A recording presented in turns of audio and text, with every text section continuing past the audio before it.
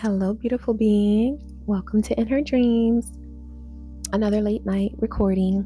I just got done with a tarot reading, and something that stood out for me and made me kind of go, was thinking about allowing ourselves to be authentic, allowing ourselves the space, the room to just be who we are and to not give a fuck what anybody thinks of us.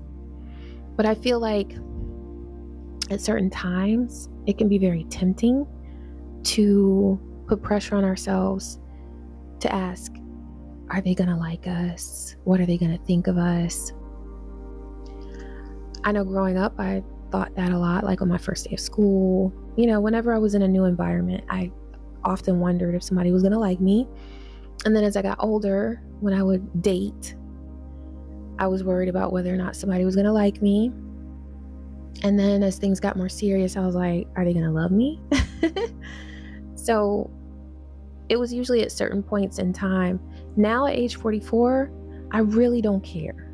Okay. I really don't care if somebody's going to like me, because I always feel like if they don't, it was for a reason. Like if they don't like me, then maybe we're just incompatible, and that's okay. I accept rejection a lot better than I did when I was younger. But I thought about how common this question is, asking ourselves this: do they like me? What are they thinking of me? Like if you go to an event or something like that, or if you're on a date. And I thought it would be so much better to, in that moment, ask ourselves, am I being myself? Am I being myself? Am I being authentic? Am I allowing myself the time, the space, and the opportunity to just be me? Because that I can control. That empowers me to ask that question. Because if I am slipping into a mask or some sort of zone where I'm acting a certain way to impress somebody, I can slip right back into my true self and let myself breathe deeply and remind myself that there's no pressure. Because whether they like me, love me, or hate me, I'm me all day. And that's all I'm supposed to be, is me. And that also allows you to enjoy whatever you're doing more. Because if you're so busy asking, what are they thinking of me? That leads to anxiety. And when I was younger, I had a lot of social anxiety. A lot.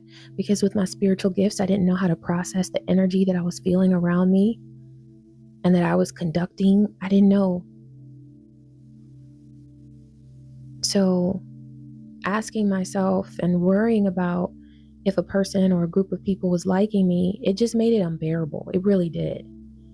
So I wish, I wish that I could go back to my younger self and tell that 19-year-old Trini that was sitting in a English lit class and we were sitting in a circle, and I hated that because I felt like all eyes were on me. Social anxiety, it was empath shit. It was a whole lot going on.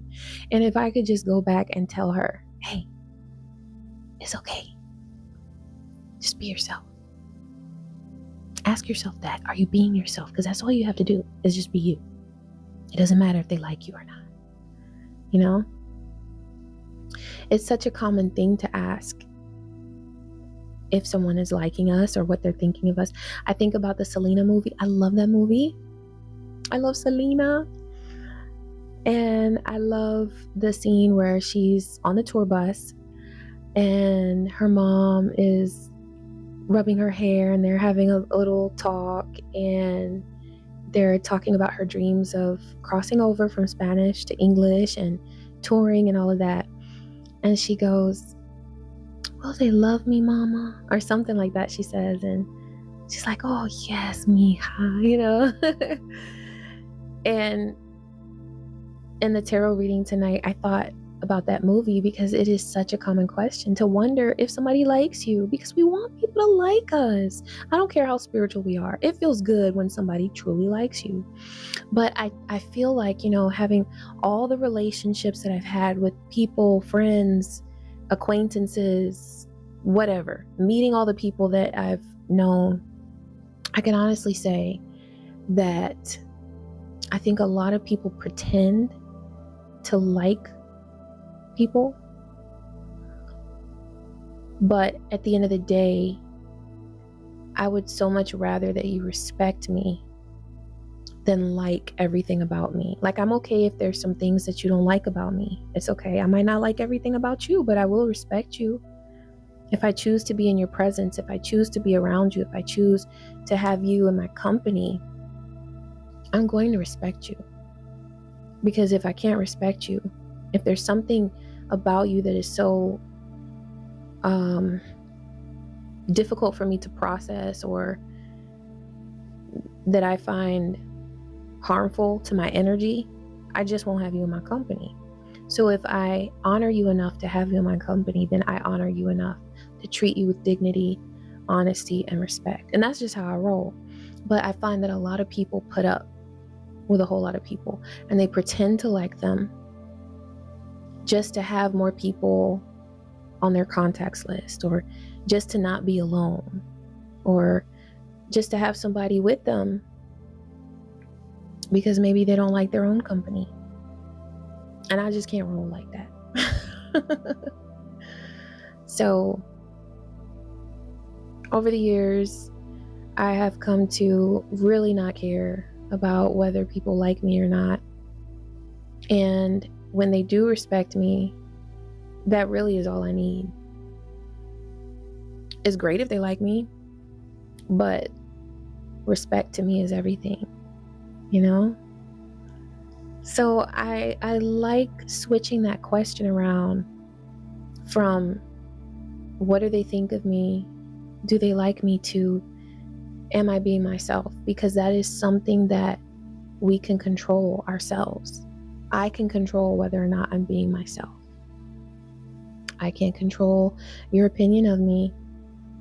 And, some people use magic to do that. I see that as being pointless, because I'm not going to do spells for our whole relationship. I'm not going to do spell work on you to make you, I'm not going to do a sweetening spell for you to like me. So I'm going to be upfront and like myself. If you like it, great. If you love it, even better. If you hate it, it's cool. That just means that we're not meant to gel in this lifetime. And that's okay.